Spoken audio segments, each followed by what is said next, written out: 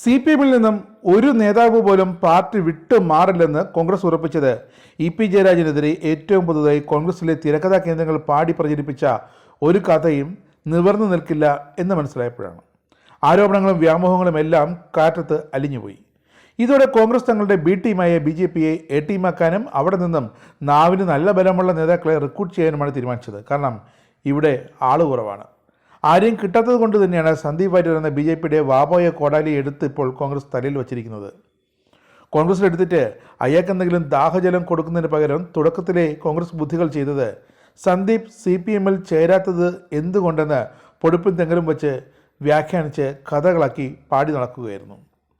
എന്നിട്ട് അതും ചീറ്റിപ്പോയി. കാരണം ഈ കഥകളൊക്കെ പാറ പോലെ പ്രസ്ഥാനത്തിനോടൊപ്പം ഉറച്ചു നിൽക്കുന്ന CPM നേതാക്കൾക്ക് എതിരായിരുന്നു.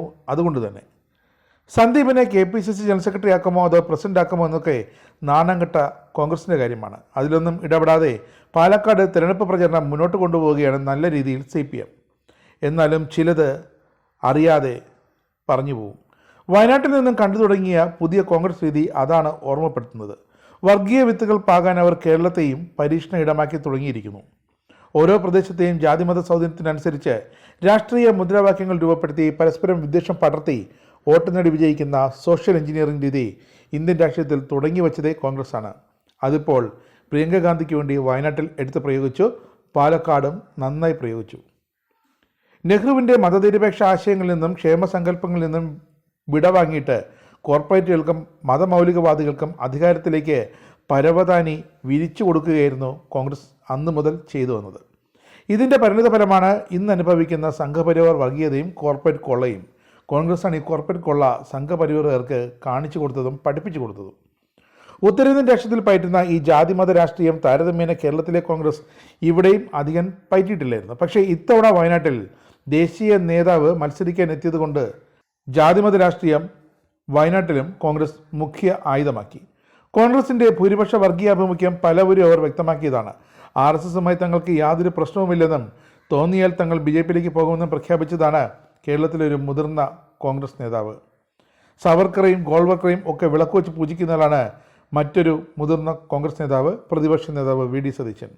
ഇവരിൽ നിന്നും ഇതൊക്കെ സംഭവിക്കുകയോ ചെയ്തു കൂട്ടുകയോ ചെയ്തില്ലെങ്കിലേ അതിശയിക്കാനുള്ളൂ. കഴിഞ്ഞ പാർലമെൻറ്റ് തെരഞ്ഞെടുപ്പോടുകൂടി കേരളത്തിൽ തീവ്ര വർഗീയ ഗ്രൂപ്പുകളുമായി കോൺഗ്രസ് സഖ്യമുണ്ടാക്കി. ഏറ്റവും ഒടുവിൽ ഇതാ ജമാഅത്തെ ഇസ്ലാമിയുമായി. അത് പറഞ്ഞപ്പോൾ മുഖ്യമന്ത്രി പിണറായി വിജയനെ തലങ്ങും വിലങ്ങും തെറി പറയുകയാണ് VD സതീശൻ.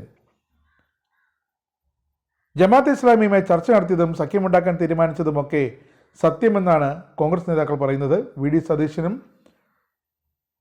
രഹസ്യമായി പറയുന്നത് അതുതന്നെയാണ്. പക്ഷേ മുഖ്യമന്ത്രി പിണറായി വിജയൻ തന്നെ അത് പാലക്കാട് ചെന്ന് വിളിച്ചു പറഞ്ഞതിലാണ് VD സതീശന് അമർഷം. ഇപ്പോൾ UDF-ന്റെ അനൗദ്യോഗിക ഘടകകക്ഷികളാണ് ജമാഅത്തെ ഇസ്ലാമിയെയും SDP-യെയും. ഈ രണ്ട് ചേട്ടാനിയന്മാരും കൂടി ഒരിക്കൽ UDF-നെ ഒരു വള്ളത്തിൽ കൊണ്ട് കെട്ടിയതാണ് 2021. ഇപ്പോഴിതാ 2025 തദ്ദേശ തിരഞ്ഞെടുപ്പും 2026 അടുത്ത നിയമസഭാ തിരഞ്ഞെടുപ്പും എടുക്കുമ്പോൾ ഇതേ വള്ളവും കയറും തപ്പി നടക്കുകയാണ് ഇരു ചേട്ടാനിയന്മാരും. ഒപ്പം കോൺഗ്രസുമുണ്ട്. ചേലക്കരയിൽ പ്രചരണത്തിൻ്റെ അവസാന ഘട്ടത്തിൽ BJP ന്യൂനപക്ഷ മോർച്ച നടത്തിയ വർഗീയ പ്രചരണത്തിൻ്റെ ചൂടുപിടിച്ച് PV അൻവറും മാത്യു കുഴൽനാടനും ഉയർത്തിയ വിഷലിപ്തമായ വാക്കുകൾ ചേലക്കരയും പാലക്കാടും മറന്നിട്ടില്ല. ആരോടും ഒരു ഉത്തരവാദിത്വമില്ലാത്ത വാപോയ കോടാലിയായ അൻവറിൻ്റെ കാര്യം ഒരിടത്തും പറഞ്ഞിട്ട് ഒരു കാര്യവുമില്ല. കോൺഗ്രസ്സുകാർ എന്തുകൊണ്ടാണ് അത്തരം നിലകെട്ട നിലവാരത്തിലേക്ക് താഴ്ന്നുപോയതെന്ന് വയനാട് മനസ്സിലാക്കി തരും. ഒരുപക്ഷേ മണ്ഡലങ്ങളിലെ പരാജയം മുന്നിൽ കണ്ടതിൻ്റെ പരിഭ്രമമായിരിക്കാം കോൺഗ്രസിന്. ഭൂരിപക്ഷ ന്യൂനപക്ഷ വർഗീയതകളെ ഇരുവശവും ചേർത്ത് നിർത്തുന്നതും പോരാഞ്ഞിട്ട് ഇപ്പോൾ പട്ടികജാതിയും പട്ടികവർഗവും തമ്മിലുള്ള ഐക്യത്തെ കൂടി തകർത്ത് ജാതിമത വർഗീയതയുടെ നഞ്ചു കൃഷിക്ക് ഇറങ്ങിയിരിക്കുകയാണ് കോൺഗ്രസിലെ മുതിർന്ന നേതാക്കൾ.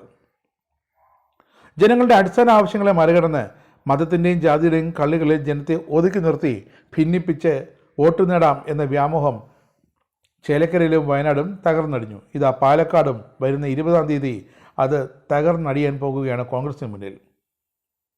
രാഷ്ട്രീയ ലാഭം കള്ളക്കളിയിലൂടെ കൊയ്യുന്ന സംഘപരിവാറിന് സഹായകമായ കോൺഗ്രസിൻ്റെ ഈ നയം നാടിനാപത്താണെന്ന് ഏവർക്കും അറിയാം.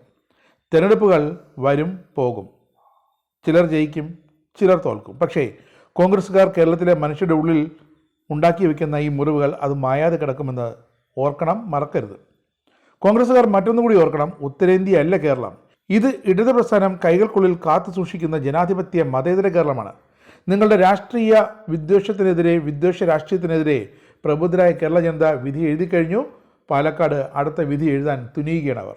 അതുകൊണ്ട് തന്നെ 3 മണ്ഡലങ്ങളിലും ഇടത് സ്ഥാനാർത്ഥി തന്നെ വ്യക്തമായ ഭൂരിപക്ഷത്തോടെ ജയിക്കുമെന്നതിൽ ഒരു സംശയം വേണ്ട എന്ന് മാത്രമേ കേരളം കോൺഗ്രസിന് കാണിച്ചു കൊടുക്കുകയുള്ളൂ.